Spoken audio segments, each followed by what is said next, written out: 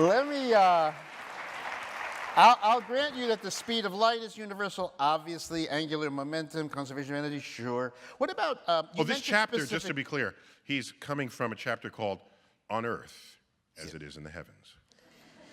Why, you can you spontaneously levitate and hover above the ground in a lotus position like Michael Keaton in Birdman? In the, the beginning of Birdman when he's in his underpants. Forget the underpants, just the levitation. This for some Is reason... that your first thought when you think of someone in a lotus position? Is Michael Keaton in that movie? Yes. Okay. Yeah. It's just, there's certain things you just can't do because they're prevented by all known laws of physics. You cannot spontaneously set yourself into motion unless you push off of something else or you lose some kind of mass that was within you. So rockets, when they take off, they're ejecting mass out the other side, okay? Wow. So do you saw Birdman? Did you just leap up from your seat and say, can't do that, can't do that? No, there are movies where I'm prepared to suspend my disbelief, yes. Like, just as an example, I was asked about the movie Guardians of the Galaxy. And they asked me, well, the ships that are going through space, they make noise, and clearly, does that upset you? Because in space, where there is no air, no one can hear you scream. But no one can hear you explode either, nor will you hear engines or anything.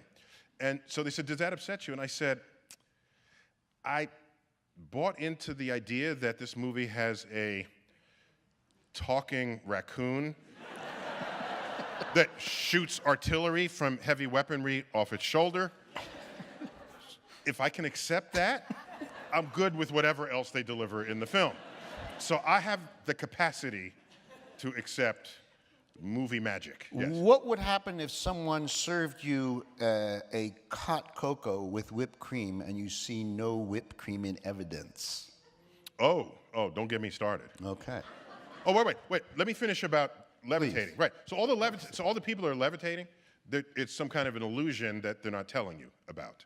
Okay. Period. Okay. Now, but if you really want to levitate, if this is really important to you, I tried to calculate how many cans of beans this would require. Then you got to kind of hold it in. Yeah. All right. Then let loose. Suddenly. Suddenly. Yes. And in principle, for the duration of the thrust, you can levitate briefly.